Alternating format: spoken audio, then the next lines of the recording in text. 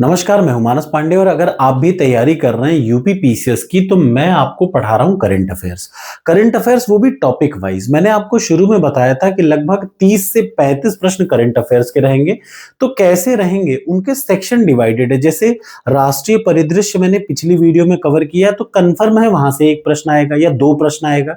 ऐसे ही अंतरराष्ट्रीय परिदृश्य से कम एक या दो या तीन प्रश्न आएंगे। करंट अफेयर्स के भी सेक्शन वाइज डिवाइडेड रहते हैं ना। तो ये दूसरा पार्ट है जिसमें मैं अंतरराष्ट्रीय परिदृश्य यानी इंटरनेशनल अफेयर्स के रिलेटेड जो जो करंट अफेयर्स के टॉपिक हैं, मैं उन लोगों को कवर कर रहा हूं। इसके जस्ट बाद हम क्या करेंगे, इसके जस्ट बाद हम लोग स्टार्ट करेंगे अगला टॉपिक यानी सेक्शन वाइज कि साइंस में क्या है, फिर ऐसे ही अलग अलग पुरस्कार क्या क्या है, सारी चीजों को वन बाय वन। परेशान मत होइए, once I will complete this, ये वीडियो जब आप पूरा देख लेंगे तो इसकी पीडीएफ आपको ऑलरेडी शेयर हो जाएगी टेलीग्राम चैनल पर, जिसका नाम है UP academy for civil services. शुरुआत करते हैं पहले टॉपिक से। जल्दी जल्दी 30 मिनट की वीडियो है, ध्यान से देखिएगा। आप डबल एक्स स्पीड पे भी देख सकते हैं, लेकिन मेरी स्पीड ऑलरेडी इतनी तेज है कि आपको परेशान होने की जरूरत नहीं है। पहला टॉपिक, अमेरिका ने भारत पर 25% एक्स्ट्रा टैरिफ लगाया। यानी अमेरिका ने भारत पर ऑलरेडी पहले 25% टैरिफ लगाई, अब उसके बाद पेनल्टी भी लगा दी, यानी टोटल 50% हो गई। अब इसको थोड़ा और समझते हैं, पेनल्टी या टैरिफ क्या होता है। जैसे भारत अपने सामान को अमेरिका बेचता है, अब अमेरिका भारत से सारे सामान जो भी लेगा, यानी भारत से जो भी सामान अमेरिका जाएगा उस पे क्या लगेगा, एक्स्ट्रा टैक्स देना पड़ेगा। तो वो टैरिफ कितनी थी, हो गई पहले 25% थी, 25% और बढ़ी। मतलब पहले एडिशनली उसने 25% लगाई, फिर 25% और बढ़ा दी। अब हुआ क्या, इस टैरिफ वाले गेम के पहले सिर्फ 2.9% शुल्क लगता था अगर कोई आइटम अमेरिका जाना है तो, लेकिन अब कितना लगेगा, 52.9% टैरिफ हो चुका है। तो ये एक बहुत खराब बात है। अब बहुत सारे अलग अलग आइटम्स पे अलग अलग टैरिफ है, कुछ चीजों को एग्जम्प्ट किया गया, जैसे फार्मास्यूटिकल्स, उन लोगों को छोड़ा गया है। तो आपको ये पता होना चाहिए कि अमेरिका भारत पर पहले कितना प्रतिशत शुल्क लगाता था, 2.9%, लेकिन अब कितना है, 52.9%। अगला, ताइवान में रिकॉल वोट और ब्लू बर्ड आंदोलन। ये आपके एग्जाम में क्वेश्चन क्या आएगा, रिकॉल वोट और ब्लू बर्ड आंदोलन क्या है और ये कहां से शुरुआत हुआ। तो सबसे पहले देख लिए, रिकॉल वोट क्या है। ताइवान के संविधान में एक लोकतांत्रिक प्रक्रिया है नागरिक जनप्रतिनिधियों को समय से पहले पद से हटाने का। एक इंपॉर्टेंट है, इसलिए याद रखिएगा। रिकॉल वोट का मतलब कोई प्रतिनिधि है उसको समय से पहले हटाने का। और दूसरा, ब्लू बर्ड आंदोलन क्या हुआ, ये 2024 में शुरू हुआ एक नागरिक आंदोलन है। विपक्षी पार्टी केएमटी पर चीन के साथ मिलीभगत और संविधान की अवहेलना के आरोप लगे। ठीक है, तो याद रखिएगा ये ताइवान में कहां है, ये दोनों की तीनों ताइवान में शुरू हुआ है। अगला आ जाइए, इंपॉर्टेंट, ऑस्ट्रेलिया में बच्चों के यूट्यूब अकाउंट पर प्रतिबंध। 16 साल से कम के अगर बच्चे हैं, और भारत में भी ये जरूर होना चाहिए। देखिए, बच्चों के बिगड़ने का सबसे इंपॉर्टेंट चीज, सबसे प्रमुख कारण है जरूरत से ज्यादा मोबाइल फोन देखना। अगर आप अपने बच्चों को फोन से बचा लेते हैं तो विश्वास करिए आपके बच्चों की जो मेंटल एबिलिटी है वो नॉर्मल बच्चों से अच्छी रहेगी आज के समय पर। तो ऑस्ट्रेलिया ने यही सबके चलते 16 साल से कम के बच्चों के लिए यूट्यूब अकाउंट प्रतिबंध कर दिया है, यानी उससे कम के बच्चे नहीं देख सकते। यह प्रतिबंध पहले से ही फेसबुक, इंस्टाग्राम, स्नैपचैट, एक्स सभी पर लागू है। तो ये इंपॉर्टेंट क्वेश्चन है। अगला, वैश्विक ग्लोबल कृत्रिम आर्टिफिशियल इंटेलिजेंस, याद रखिए ग्लोबल आर्टिफिशियल इंटेलिजेंस शहर सूचकांक में बेंगलोर, याद रखिएगा, 26वां स्थान प्राप्त किया हुआ है। यानी वैश्विक कृत्रिम बुद्धिमत्ता यानी आर्टिफिशियल इंटेलिजेंस शहर सूचकांक में बेंगलोर 26 पोजीशन पे है। भारत का शीर्ष एआई अनुसंधान एवं डेटा हब बनकर उभरा है। याद रखिएगा, भारत का टॉप पोजीशन का जो एआई हब है वो कौन है, वो है बेंगलुरु। लेकिन वर्ल्ड वाइज कहा जाए तो शीर्ष सबसे ऊपर है सिंगापुर। याद रखिएगा, एआई रैंकिंग में, ग्लोबल एआई रैंकिंग में सबसे ऊपर है कौन, सिंगापुर, सोल, बीजिंग, दुबई। और भारत में कौन सा, बेंगलुरु है। कितने नंबर पर, 26वें नंबर पर।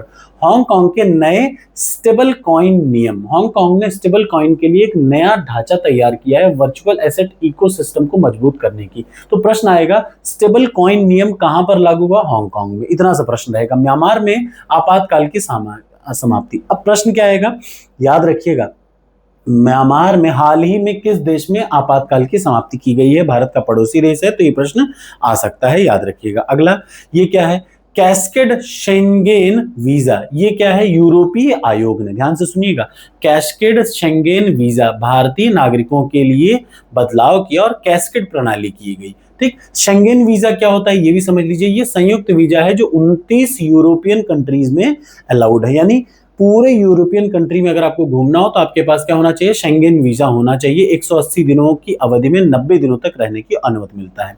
जापान, टाइकैड 9, जापान का अफ्रीका के लिए नया दृष्टिकोण। याद रखिए अगस्त 2025 में जापान ने योकोहामा के में 9वें Tokyo International Conference on African Development की मेजबानी की। तो ये आ सकता है, इंपॉर्टेंट है इसलिए क्योंकि क्वाड कंट्री में जापान है। ठीक, अगला स्टोलन डंकी स्टोलन फ्यूचर, ये क्या है, ये डंकी सेंचुरी रिपोर्ट है, यूनाइटेड किंगडम पर आधारित एक एनजीओ है। डंकी सेंचुरी की 2025 जून में रिपोर्ट आई।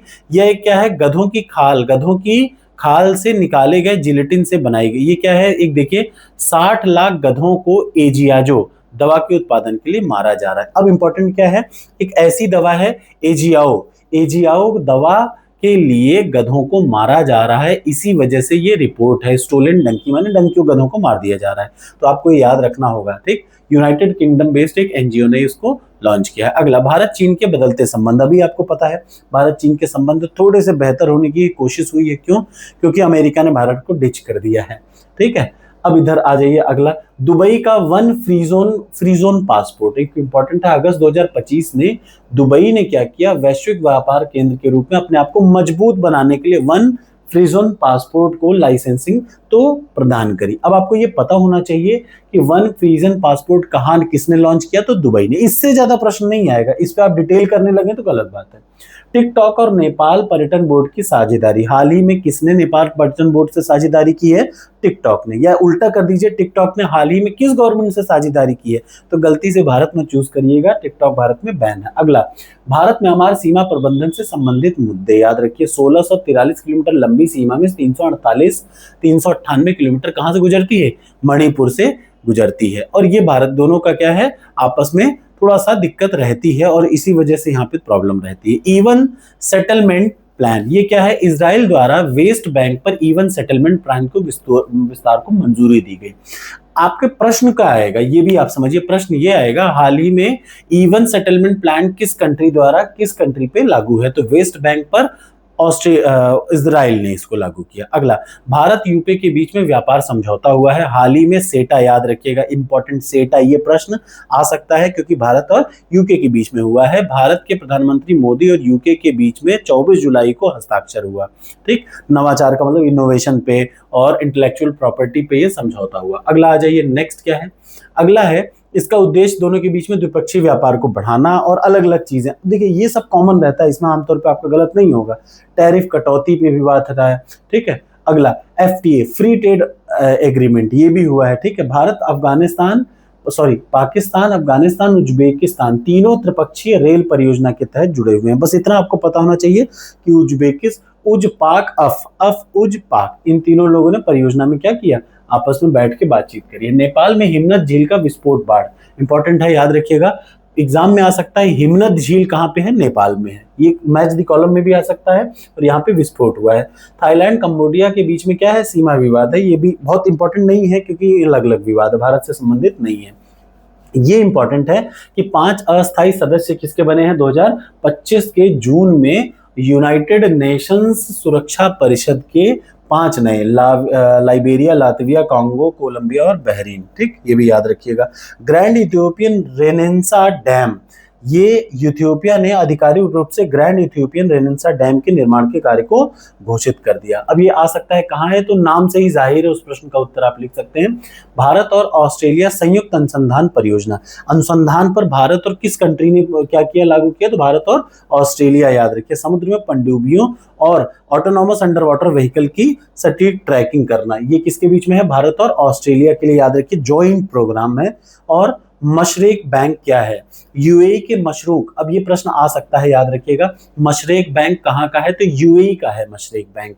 ठीक, भारत के international financial service centre authority ने गुजरात की गिफ्ट सिटी में शाखा खोलने की अनुमति दी। मोस्ट इंपॉर्टेंट प्रश्न, मशरेक बैंक कहाँ का है, ये कहाँ का है, यूएई का है, और कहाँ खोलना चाह रहा है, भारत के गिफ्ट सिटी में। ठीक है, और ये क्या सेवाएं देगा, फॉरेक्स लोन देगा, ट्रेड फाइनेंस देगा, ये सब भी आ सकता है। लेकिन ये प्रश्न इंपॉर्टेंट है, क्यों, क्योंकि ये जुड़ा हुआ है भारत में अकाउंट खोलने से, भारत में एक बैंक की शाखा खोलने से लेकर के। कोलंबिया और उज्बेकिस्तान के बीच में क्या हुआ है, न्यू डेवलपमेंट बैंक में शामिल हुए हैं कौन कौन, कौन? कोलंबिया और उज्बेकिस्तान। अब इसकी संख्या क्या हो गई है? 11, याद रखिएगा। अब जरा सा कमेंट बॉक्स में आपको कमेंट करना है, न्यू डेवलपमेंट बैंक किसका है? ब्रिक्स देशों का है, ये आपको पता होना चाहिए। तो न्यू डेवलपमेंट बैंक में 11 लोग हो गए हैं। कुल कितने लोग जुड़े? कोलंबिया और उज्बेकिस्तान को जोड़ करके। अगला, यूरो मुद्रा क्षेत्र। यूरोपीय संघ ने, अब आपको ये पता होना चाहिए यूरोपीय संघ है, और यूरोपीय संघ ने बुल्गारिया को यूरो अपनाने के लिए हरी झंडी दे दी। इस वजह से अब बुल्गारिया में भी क्या होगा? ये यूरोजोन में शामिल हो जाएगा, याद रखिएगा। वर्तमान में कुल कितने सदस्य हैं यूरोपीय संघ में? कुल 27 देश हैं। बहुत इंपॉर्टेंट, सबसे यूरोपियन यूनियन में 27 कंट्रीज हैं। यूएई नामांकन तारीख गोल्डन वीजा योजना। यूएई ने भारत और बांग्लादेश के लोगों के लिए गोल्डन वीजा का कार्यक्रम प्रारंभ किया है। बस इतना सा आपको जानना चाहिए, उससे ज्यादा नहीं। गौदेन फोड्रंग ट्रस्ट, ये क्या है? दलाई लामा तेंजिंग ग्लात्सो ने घोषित किया है कि इनकी संस्था जारी रहेगी, और गौदेन फोड्रंग ट्रस्ट ही भविष्य के लिए दलाई लामा के पुनर्जन्म को मान्यता देने वाला प्राधिकारी होंगे। ठीक, इंपॉर्टेंट है, याद रखिएगा। दलाई लामा, इस ट्रस्ट की स्थापना 2011 में हुई। ठीक, कहाँ पे? धर्मशाला में। धर्मशाला कहाँ पे माना जाता है? तिब्बत की एक राजधानी, जो कि भारत में, वैसे तिब्बत से उनको हटा दिया गया, तब से उन्होंने यहाँ पे मान लिया, धर्मशाला में। अब क्वाड विदेश मंत्री की बैठक। क्वाड का मतलब भारत, अमेरिका, जापान और ऑस्ट्रेलिया। ठीक है, 1 जुलाई 2025 को वाशिंगटन डीसी में हुई। ये इतना आपको जानना है और ज्यादा कुछ नहीं। पहला समुद्री पर्यवेक्षक मिशन, most important, Quad at sea observer mission को विल्मिंगटन घोषणा के तहत शुरू किया गया। ठीक है, क्वाड का ही ये है, इसलिए आपको याद रखना है। ये क्या है? पहला समुद्री पर्यवेक्षक मिशन, क्वाड के अंतर्गत। अफानसे निकितन सीमाउंट, ये क्या है? भारत श्रीलंका विवाद है, याद रखिएगा। ये क्या है? अफानसे निकितन सीमाउंट, ये भारत और श्रीलंका के बीच में विवाद है। इससे ज्यादा जानने की बहुत ज्यादा एक्स्ट्रा जरूरी नहीं है, बट इतना जान लीजिए कि हिंद महासागर में भारत के तट से 3000 किमी और श्रीलंका से 650 मील दूर है। भारत और श्रीलंका के बीच में इसमें डिस्प्यूट है। कोई भी चीज की डिस्प्यूट क्यों होती है? क्योंकि वो इंपॉर्टेंट होता है। कोलाबाल्ट, निकल, मैग्नीज, किसी भी जगह पे डिस्प्यूट तभी होता है जब वो इंपॉर्टेंट होता है।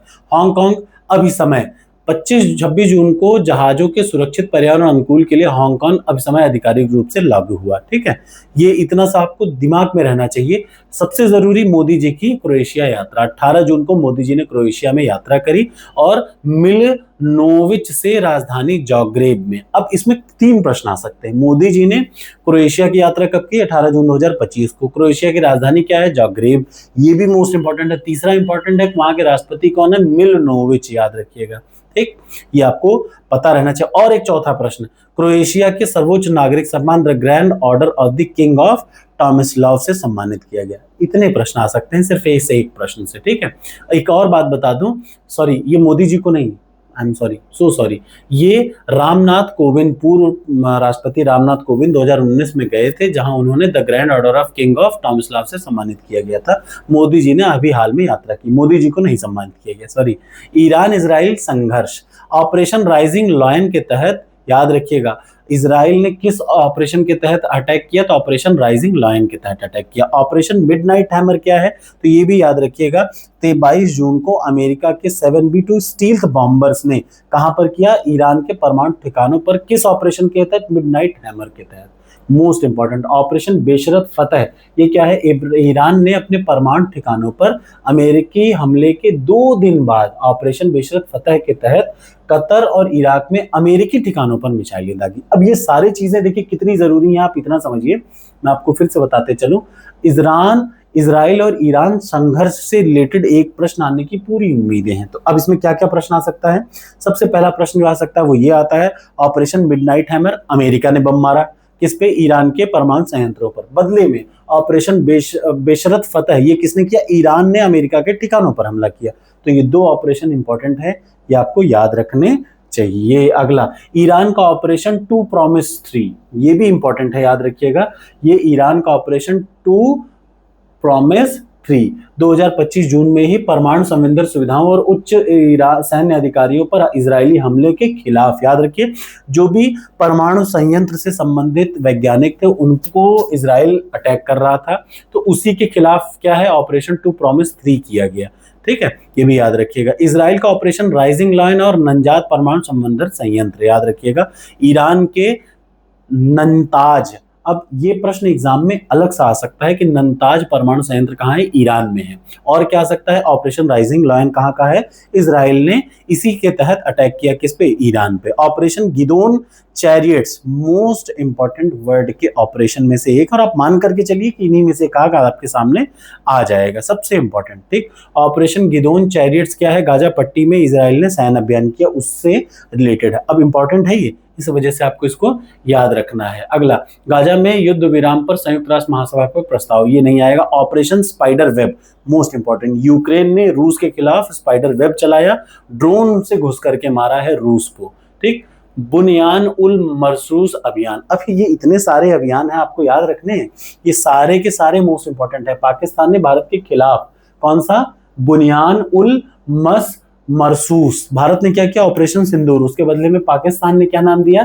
देखिए नाम बुनियान उल मरसूस रखा, भारत ने इसको ऑपरेशन सिंदूर रखा। ठीक, ये क्या है, एक ठोस संरचना बनाया अपने आप को बचाने के लिए पाकिस्तान ने।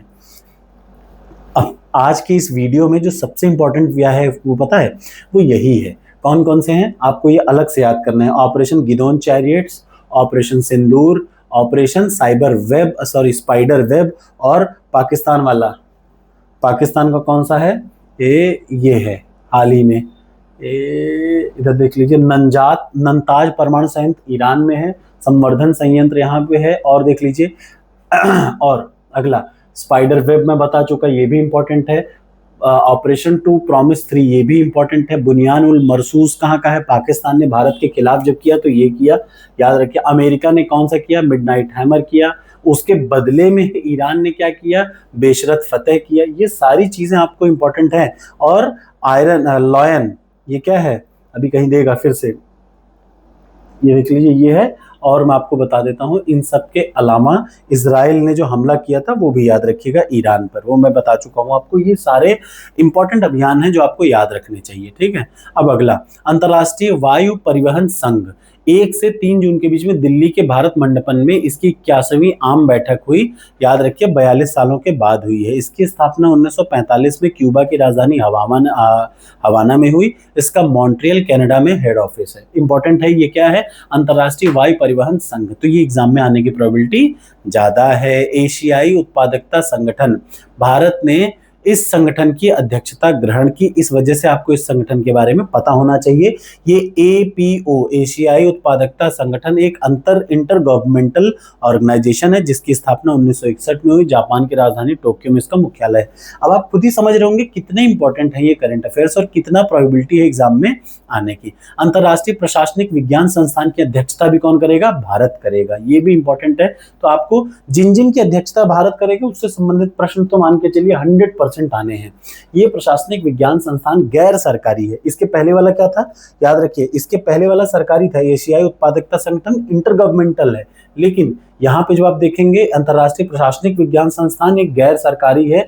यह लोक प्रशासन सार्वजनिक नीति में करता है, 31 सदस्य देश, और ये है, इसके सदस्य देशों में भारत है, याद रखिएगा। ठीक, ये यूनाइटेड नेशन के साथ साझेदारी में कार्य करती है। ठीक, अब भारत में श्रीनिवासन जी ने इसमें वो किया, और भारत को इसकी अध्यक्षता मिली। अब चागोस द्वीप समूह समझौता इंपॉर्टेंट है। यूनाइटेड किंगडम ने चागोस द्वीप समूह की संप्रभुता मॉरिशस को देने की घोषणा की, तो इंपॉर्टेंट है, ये याद रखिएगा।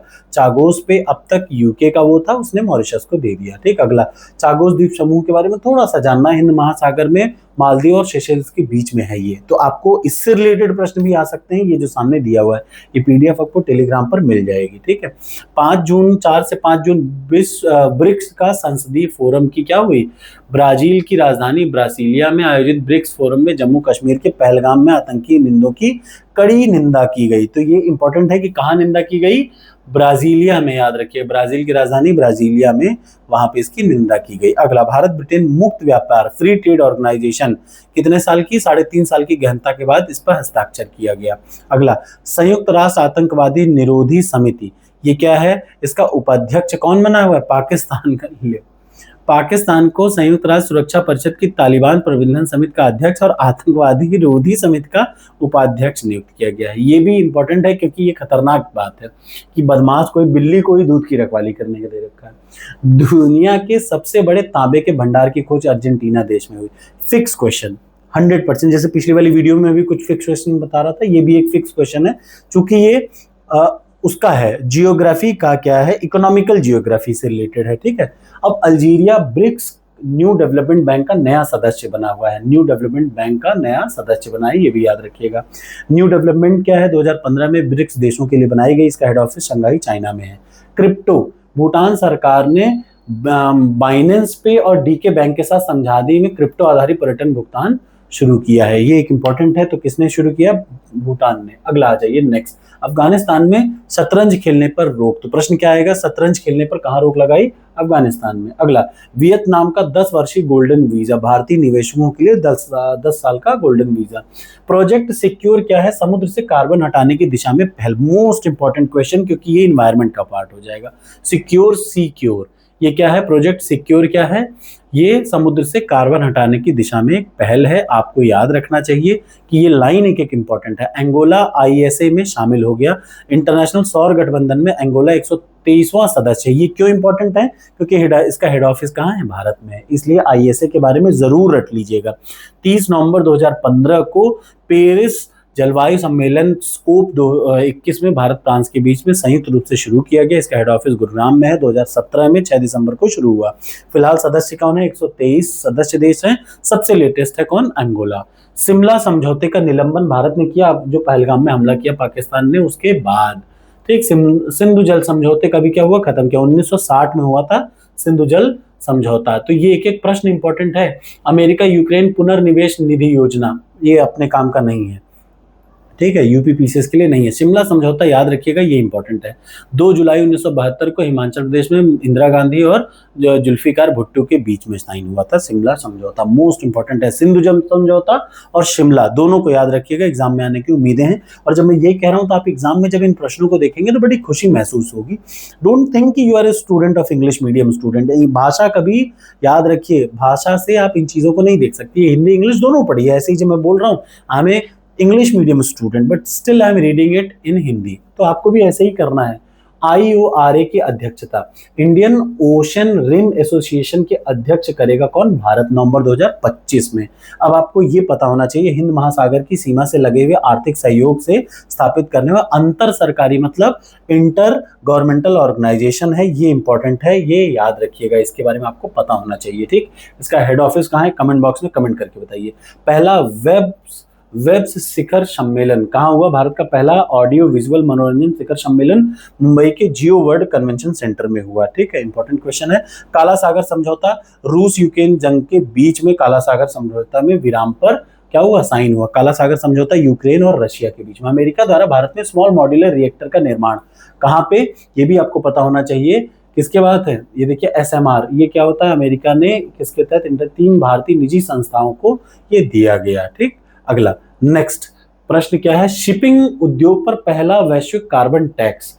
IMO इंटरनेशनल मैरीटाइम ऑर्गेनाइजेशन द्वारा शिपिंग उद्योग पर टैक्स लगाने के संबंध में निर्णय लिया गया और भारत ने उसके पक्ष में मतदान किया गया। 10% तक, ये देख लीजिए, 2030 तक इस टैक्स से $40 अरब तक अनुमानित है, याद रखिएगा। रायसीना डायलॉग क्या है, रायसीना डायलॉग, इसका उद्घाटन कहाँ हुआ, दिल्ली में मोदी जी ने किया, ठीक है। इसके मुख्य वक्ता न्यूजीलैंड के क्रिस्टोफर लक्सन थे, ये इंपॉर्टेंट है, रायसीना डायलॉग याद रखिएगा। इसके 125 देश प्रतिभागी हैं, ठीक है। इसका विषय क्या था, थीम था पीपल, कालचक्र, पीस एंड प्लैनेट, इंपॉर्टेंट है, याद रखिए इसके बारे में। ये रायसीना डायलॉग 2016 में लॉन्च किया गया, इसका नाम नई दिल्ली में रायसीना की पहाड़ी का नाम से दिया गया, ठीक है। अब बांग्लादेश बना आर्टेमिस समझौते में 54वां देश शामिल होने वाला। सबसे बड़ा सफेद हाइड्रोजन भंडार की खोज कहाँ हुई, मोसल, फ्रांस के मोसल क्षेत्र में। अब ये सारे प्रश्न फिक्स हैं जियोग्राफी के, याद रखिए। सबसे बड़े सफेद हाइड्रोजन भंडार की खोज कहाँ, मोसल क्षेत्र कहाँ पे है, फ्रांस में। हंगरी ICC से बाहर हो गया है, संयुक्त राष्ट्र ISR के लिए चुना गया। भारत को सर्वसम्मति से संयुक्त राष्ट्र के inter governmental working group for expert on international standard of account and reporting के लिए कार्यकाल के लिए चुना गया है। अगला, भारत सिंगापुर हरित और डिजिटल शिपिंग कॉरिडोर समझौता। प्रश्न आएगा, हरित और डिजिटल शिपिंग कॉरिडोर समझौता किसके किसके बीच में हुआ, भारत और सिंगापुर के बीच में। Coming to the next one, अगला, अमेरिका का gold card plan. Donald Trump ने घोषणा की कि दुनिया भर के अमीर को गोल्ड कार्ड बेचने की योजना बना रहे हैं, ठीक है। तो गोल्ड कार्ड प्लान कहाँ का है, अमेरिका का है। भारत अमेरिका कॉम्पैक्ट पहला, अभी फिलहाल भारत अमेरिका पे ये सब अभी आना नहीं है क्योंकि अभी डिस्प्यूट ऑलरेडी चल रहा है। आएगा क्या, कांगो संघर्ष एवं रवांडा द्वारा M23 समूह का संघर्ष, ये भी नहीं अपने काम का है। मेटा का प्रोजेक्ट वाटरवर्थ, प्रोजेक्ट वाटरवर्थ किसने शुरू किया? मेटा ने। ये इंपॉर्टेंट है, फरवरी 2025 का है, मोस्ट इंपॉर्टेंट क्वेश्चन, याद रखिए। ग्लोबल नॉर्थ एंड साउथ के बीच सेतु के रूप में कौन काम करेगा? भारत। फरवरी 2025 में मोदी जी ने ग्लोबल साउथ की भागीदारी को बढ़ाना और समावेशिक विकासों को सुधारने के लिए भारत की प्रतिबद्धता पर प्रकाश डाला। अगला आ जाइए, next coming to this question, Bharat और यूरोड्रोन, ये क्या है? Multi attitude long endurance remotely piloted aircraft system, male क्या है? मेल RPAS या यूरोड्रोन कार्यक्रम में पर्यवेक्षक के रूप में शामिल हुआ, याद रखिएगा। भारत 2024 में यूरोड्रोन में शामिल होने का रिक्वेस्ट किया था, ठीक है। अब यूरोड्रोन क्या है ये भी आप समझिए, पूरा पूरा लिखा गया है। यह कार्यक्रम 4 देशों जर्मनी, फ्रांस, इटली और स्पेन की संयुक्त पहल है, जिसका नेतृत्व जर्मनी द्वारा किया जाता है। नाइजर, माली, बुर्किना फासो इकोवास से बाहर हो गए हैं। UNHRC और अमेरिका तथा इजराइल, ये क्या है? खुद को अलग कर लिया है। ये सबसे इंपॉर्टेंट है, ह्यूमन राइट से अमेरिका ने खुद को, United Nations human right council से अमेरिका ने खुद को क्या कर लिया है? अलग कर लिया है। अमेरिका द्वारा अंतर्राष्ट्रीय आपराधिक न्यायालय पर प्रतिबंध लगाने के कारण, लगाया किसने है? याद रखिए, WHO की भी सदस्यता छोड़ दी है अमेरिका ने। अमेरिका ने WHO की, UNHRC की सदस्यता छोड़ रखी है। तो ये सारी चीजें याद रखिएगा, ये सब इंपॉर्टेंट है। इजराइल हमास युद्ध विराम समझौता 16 जनवरी को हुआ, हालांकि अभी अच्छे से हुआ नहीं है। अमेरिका में जन्म से नागरिकता का समापन हो गया, ये इंपॉर्टेंट है। अगर किसी का जन्म अमेरिका, याद रखिएगा, अमेरिकन में जन्मे बच्चों को तब तक स्वतः अमेरिकी नागरिकता नहीं मिलेगी जब तक उनमें से कोई एक वहां का ना हो। ये बहुत बड़ा लीप है। अब तक इसके पहले होता क्या था जानते हैं? यहाँ के लोग अमेरिका जाते थे और वहां पे बच्चे पैदा कर लेते थे, तो उनके बच्चों की नागरिकता अमेरिका की हो जाती थी, but this has been cancelled, ठीक है। ये इंपॉर्टेंट चीज है, मैंने आपको पॉलिटी में पढ़ाया है। अमेरिका से वापस भेजे गए, ये हटा दीजिए, मागा प्लस मीगा बराबर मेगा, ये क्या है? मोदी जी ने नया फॉर्मूला अमेरिका के साथ साझेदारी के लिए दिया है। ये इंपॉर्टेंट है, एग्जाम में आ सकता है। ब्रिक्स के बारे में अच्छे से पढ़ लीजिएगा, क्योंकि इस समय भारत चाइना के बीच में रिलेशन की चल रही है। तो ब्रिक्स का मुख्यालय कहाँ है? चीन के शंघाई में है, याद रखिएगा, ठीक है। ये पूरा का पूरा आपको अच्छे से पढ़ना है। स्विट्जरलैंड में बुरके पर कहाँ प्रतिबंध लगाया गया? स्विट्जरलैंड में, ठीक है। बलूच विद्रोही क्वेटा से पेशावर जा रही को इन्होंने हाईजैक कर लिया था। क्वाड सहयोग के 20 साल हो गए, ये भी याद रखिएगा। रोमानिया और बुल्गारिया यूरोपीय शेंगेन क्षेत्र के सदस्य बने, ये अभी जस्ट मैंने आपको बताया। ऑपरेशन स्काई शील्ड क्या है? यूक्रेन को सैन्य सहायता देने के लिए यूरोपियन संघ ने इसका यूज किया। त्रिनाद और टोबैको में आपातकाल लगा है। हूती विद्रोही आपको पता होना चाहिए, अमेरिका ने हूती विद्रोही पर हमले किए हैं। हूती विद्रोहियों के बारे में थोड़ा बहुत जरूर पढ़ लीजिएगा। अंतर्राष्ट्रीय पश्मीना महोत्सव, नेपाल पश्मीना उद्योग संघ ने पहले 3 दिवसीय इस महोत्सव का उद्घाटन किया। ब्रिटेन आधिकारिक तौर पर ट्रांस पैसिफिक व्यापार समझौते में शामिल। तो प्रश्न आएगा, इस ट्रांस पैसिफिक व्यापार समझौते में कौन शामिल हुआ? तो ब्रिटेन। याद रखिए, 27वें अंतर्राष्ट्रीय कांच कांग्रेस कलकत्ता में आयोजित हुई। भारत सिंगापुर का संयुक्त लोगो, भारत सिंगापुर, मुर्मू जी और उनके शान मुगरत्नम ने दोनों देशों के लिए संयुक्त लोगो क्या किया? लॉन्च किया। भारत का राष्ट्रीय फूल कमल और उनका ऑर्किड। यहाँ पे आ जाइए अगला, ये भारत और उच्च सागर संधि, भारत ने उच्च सागर संधि पर हस्ताक्षर किया। ये क्या है? थोड़ा सा एक बार इसको आप देख लीजिएगा, ये PDF आपको मिल जाएगी। ये मछली उछली से संबंधित है पूरा। सीरिया में कहाँ हुआ? गृह युद्ध हुआ। वैश्विक सहकारी सम्मेलन और संयुक्त राष्ट्र अंतर्राष्ट्रीय सहकारिता वर्ष 2025, मोदी जी ने अंतर्राष्ट्रीय सहकारिता गठबंधन सम्मेलन इसका उद्घाटन किया, नवंबर में है। तो ये इंपॉर्टेंट है क्योंकि भारत ने उद्घाटन किया है और आपको ये पढ़ना चाहिए। भारत बना संयुक्त राष्ट्र नारकोटिक ड्रग आयोग का अध्यक्ष। अब आपको 2 चीज पढ़नी चाहिए, एक तो भारत अध्यक्ष बना ये भी पता होना चाहिए, प्लस इस आयोग के बारे में पढ़ लेना है, वो भी जरूरी है। भारत जापान यूनिकॉर्न मस्तूल समझौता, तो आएगा यूनिकॉर्न मस्तूल समझौता किन किन देशों के बीच में? भारत और उसके बीच में, किसके बीच में? जापान के बीच में। नेतन्याहू और गैलेंट के खिलाफ गिरफ्तारी वारंट, मतलब ये क्या हुआ? अंतर्राष्ट्रीय आपराधिक न्यायालय में इनके खिलाफ निकाला है। संयुक्त राष्ट्र शांति स्थापना आयोग, ये इंपॉर्टेंट है। नवंबर 2024 में भारत को 2025-26 के लिए इस आयोग का क्या किया गया है? निर्वाचित किया गया है। वर्तमान कार्यकाल 2024 को खत्म हो रहा था, फिर से निर्वाचित किया गया। विश्व हरित अर्थव्यवस्था सम्मेलन, ये क्या हुआ? दुबई में आयोजन किया गया, इसलिए इंपॉर्टेंट है। भूख एवं गरीबी के खिलाफ वैश्विक गठबंधन, याद रखिएगा, रियो डी जेनेरियो में G20 नेताओं के साथ ये हुआ है गठबंधन। उत्तरी अटलांटिक में सबसे बड़ा समुद्री संरक्षित क्षेत्र, तो प्रश्न आएगा, पुर्तगाल के ओजोरस द्वीप की क्षेत्रीय सभा ने समय से पहले अंतर्राष्ट्रीय लक्ष्यों को पहुंचने के लिए इसके निर्माण को मंजूरी दी है, इस वजह से इंपॉर्टेंट है। संयुक्त राष्ट्र राहत एवं कार्य एजेंसी पर क्या हो गया है, प्रतिबंध हो गया है। बेल्ट एंड रोड पहल, BRI चीन की है ये पहल, ये आपको याद रखना चाहिए। अगला, तापी गैस पाइपलाइन परियोजना, अफगानिस्तान की तालिबान सरकार ने इस परियोजना पर $10 अरब के अपने हिस्से का कार्य करना शुरू करने की घोषणा कर दी। ग्लोबल ई नेटवर्क कहाँ पे हुआ, बीजिंग के 5वें, याद रखिएगा ये क्या है, भारत को 15 सदस्यीय ग्लोब ई संचालन समिति का सदस्य चुना गया, इसलिए आपको इसको पढ़ना चाहिए। इजराइल बना ADB का सदस्य, ये भी इंपॉर्टेंट है। एशियन डेवलपमेंट बैंक का कौन सदस्य बना, इजराइल। इसकी स्थापना 1966 में की गई थी, इसकी मनीला में स्थित है, ठीक है। महिलाओं पर संयुक्त राष्ट्र कन्वेंशन, ये आ सकता है बट उतना इंपॉर्टेंट आप शायद ही समझे। भारत ने पहली बार 2024 से 26 के लिए कोलंबो प्रेसिस की अध्यक्षता संभाली, ये प्रश्न आएगा, याद रखिएगा, इंपॉर्टेंट है। भारत निर्वाचन आयोग का उज्बेकिस्तान के निर्वाचन आयोग के साथ क्या हुआ, समझौता हुआ। तो ये रहे इसके सबसे इंपॉर्टेंट क्वेश्चंस। क्या क्या पढ़ना है, कैसे कैसे पढ़ना है, ये मैंने बता दिया। ये था इंटरनेशनल न्यूज, यानी इंटरनेशनल अफेयर्स या अंतरराष्ट्रीय परिदृश्य। याद रखिएगा इसमें कई सारे ऐसे अभियान हैं, कई सारे ऐसे वर्ल्ड के इंपॉर्टेंट क्या हैं, ऑर्गेनाइजेशन है जो आपके एग्जाम में कंफर्म आने हैं। UNHRC के बारे में आ सकता है। मतलब एक एक चीज जो मैंने आपको बताई आप याद रखिएगा उन चीजों को, वो डायरेक्टली आपके एग्जाम में आएगा और आप फिर मुझे थैंक यू बोलेंगे, ठीक है। जो जो इन्वायरमेंट से रिलेटेड था वो भी आएगा। अगर अच्छा लग रहा हो वीडियो तो आप लाइक कर सकते हैं। Thank you so much. अब आप PDF डाउनलोड कर सकते हैं टेलीग्राम चैनल से, और इसको देखने के बाद याद रखिए सबसे जरूरी, अब आपने ये क्या है, ये इंटरनेशनल वाला है। अब आप टॉपर्स कोड पर जाइए, वहां के करंट अफेयर्स पूरे अटेम्प्ट कर डालिए, ठीक। Thank you so much.